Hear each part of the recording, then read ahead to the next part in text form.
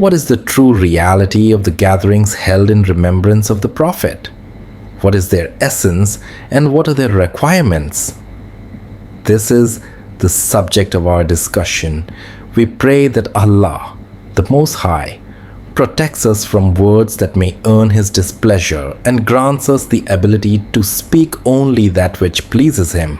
Hazrat Jabir ibn Abdullah, may Allah be pleased with him, a noble companion of the Prophet, narrates, "When the Messenger of Allah arrived in Medina, I came to meet him.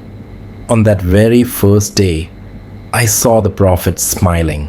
For 10 years, I remained in his company, and throughout those 10 years, I never once saw the Prophet except that he was smiling.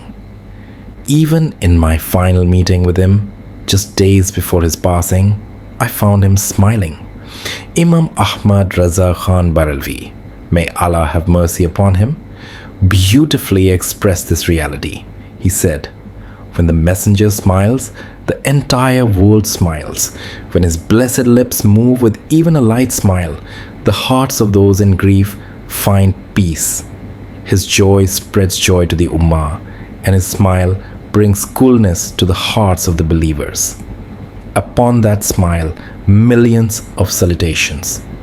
Islam commands us to live within the bounds set by Allah and His Messenger.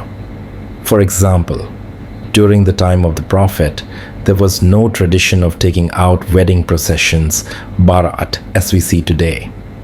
Even wealthy companions such as Hazrat Abdul Rahman ibn Auf, may Allah be pleased with him, would marry without such customs. It is narrated that Hazrat Abdul Rahman once came to the presence of the Prophet. He had a faint yellowish mark on his clothes. The Prophet asked, "What is this mark?" He replied, "O Messenger of Allah, I was married yesterday."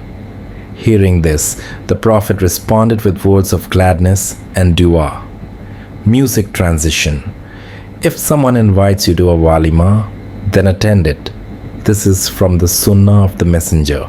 So if people celebrate with simple lighting in their homes or serve food to guests, this cannot be declared unlawful. For example, if a father arranges lighting in his house during his child's wedding, no scholar will give a fatwa declaring it haram. Decorating streets, using lights, or hosting large meals, these are not prohibited. In fact, the Prophet said, "The best of Muslims are those who greet others first and who feed people generously." However, what is impermissible is to adopt un-Islamic practices, playing bands and loud music, dancing, men and women freely mixing, or recording inappropriate videos. These are the actions that are considered unlawful. My dear brothers, unity is best achieved when we look towards the Sunnah. If a person with lawful earnings builds a strong and beautiful home, no one can declare it haram for him to live in such a house. But the real pain of our time is this: the Ummah today is divided in every matter. This is not just my statement, it is my grief, my heartache, which I present before Allah, the All-Knowing. At every occasion, Muslims are split. Every day, we hear new verdicts that confuse people. Sometimes within mosques, sometimes at Quran gatherings, sometimes during commemorations of the Prophet, and sometimes in ceremonies of Islamic learning. Everywhere we see division. But tell me, my brothers, did the companions ever celebrate in such divided ways? Did they ever advertise their gatherings with posters and extravagant publicity? If today someone organizes a gathering in the name of Seerah, they invite scholars from far-off cities, Peshawar, Rawalpindi, Karachi, Gujarat. Tickets are purchased, advertisements are printed, large amounts are spent on meals. Yet in the midst of all this, do we remember the widows? Do we remember the orphans? Do we remember the poor and needy? Would it not have been better to spend those same funds in the service of a widow or to feed the hungry? Reflect upon this. The structure of such gatherings always remains the same. First, the Quran is recited, then a scholar delivers a lecture. The only difference is the name we assign, sometimes calling it a Seerah conference, sometimes Milad-un-Nabi, sometimes not gatherings. But when it comes to remembering the beloved messenger, why do people suddenly object? Why does the heart grow restless when the Prophet's praise is recited? Do you not know?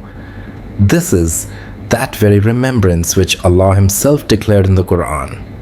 And we have exalted for you your remembrance. The Prophet once asked Jibril, peace be upon him, how has my Lord elevated my remembrance? Jibril replied, O beloved of Allah, wherever your Lord is mentioned, there too will your mention be raised.